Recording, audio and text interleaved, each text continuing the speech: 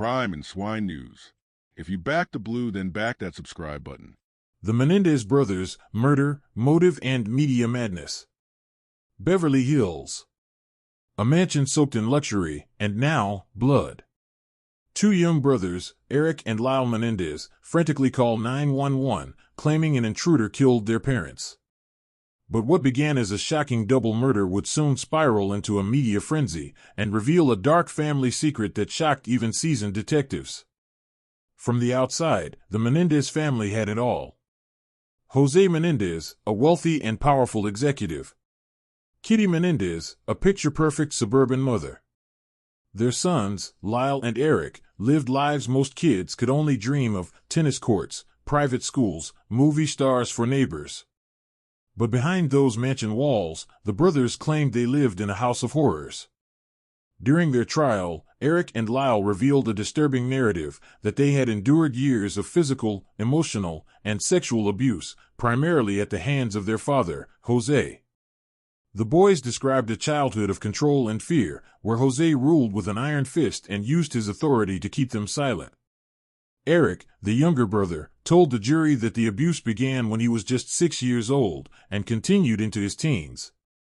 He testified that he was repeatedly raped by his father, while their mother, Kitty, allegedly turned a blind eye and, at times, even enabled the abuse.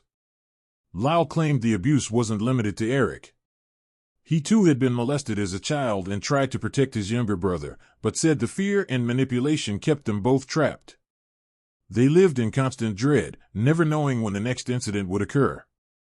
The brothers' lawyers argued that the night of the murders, the boys feared they were going to be killed, that their father had discovered Eric had confided in someone about the abuse.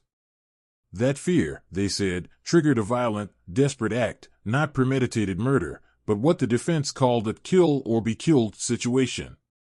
On August 20th, 1989, Lyle and Eric Menendez armed themselves with shotguns and walked into the den where their parents were watching TV. Jose was shot point blank in the back of the head. Kitty tried to flee but was shot multiple times, including in the face. Then, the cover-up began. The brothers called 911, sobbing hysterically. Police initially believed the house had been the target of organized crime, a mob hit, perhaps. But their story soon began to unravel. Within months, Lyle and Eric were spending like royalty: Rolex watches, Porsches, expensive dinners, and luxury vacations. Over $700,000 gone fast. Suspicion grew.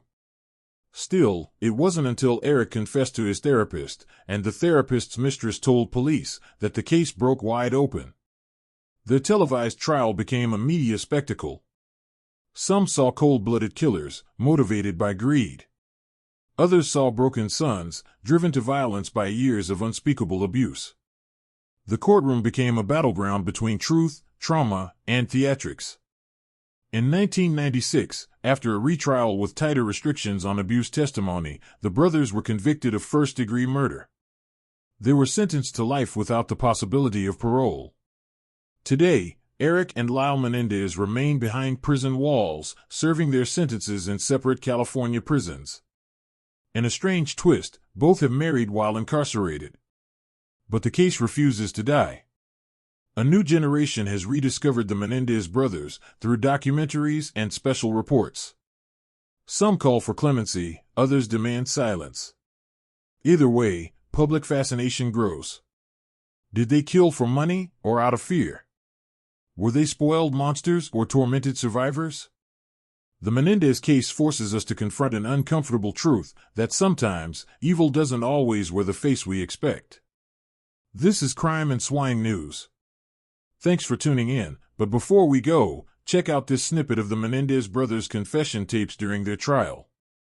Really, isn't that really, after all, isn't it what it's about, Tony? I mean, wasn't it about the amount of absolute control and the ruthlessness in terms of just completely, almost being like an automaton? It was focused on, I mean, it's like, do you think your father had any sense of what he was doing to them? Or do you think that your father basically was so much on automatic pilot in terms of being focused on control and domination that did he not care, or did he not know? What do you think, Eric? How about you saying something here? You don't say a whole lot. What do you think? I just don't like hearing it. What happened? I'm right there. You don't like hearing what? I'm right there in the same over father. What are you doing? Upset. You know? Hurt? Well, I pushed him out of my mind. And my father and my mother were two people that I love. And I still like that. It doesn't matter what they were or what they actually were. Whether it's a fantasy or it wasn't. Um, I, uh, they were very apparent in my mind before this led up to the fact where I had no choice or taken no choice. Uh, because I look back on it and realizing when people are worth very much regret it. May not have had a choice at the time, but I regret it now.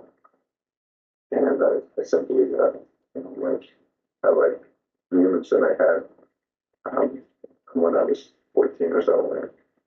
And, I had a mother and father that loved each other and loved me. And it was a fun relationship.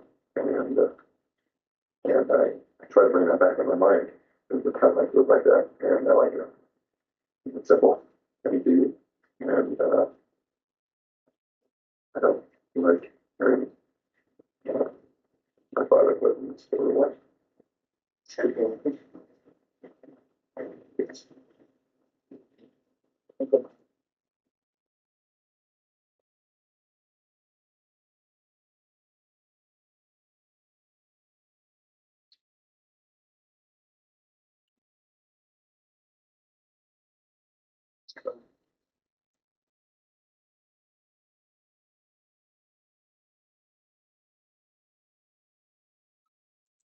Somebody that I love. And was had no choice to do it. And I hate myself for doing it. Uh, uh,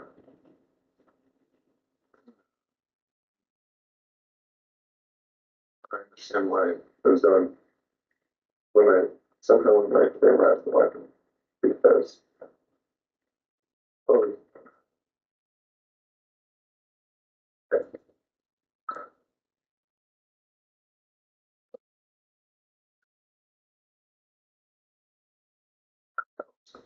the family when else and no one understood and how having to listen to the fights and somebody be yelling and screaming always taking place downstairs and finding blood on the bathroom and different things. I just trying to rationalize it. And but I break down it once in a while because it's really difficult. Not only I love my father and I'll never love anyone, I think. And it's more difficult to get him to love it because I realize what an amazing tragedy of a life was compared to what it could have been because of my father. And I hate him for that.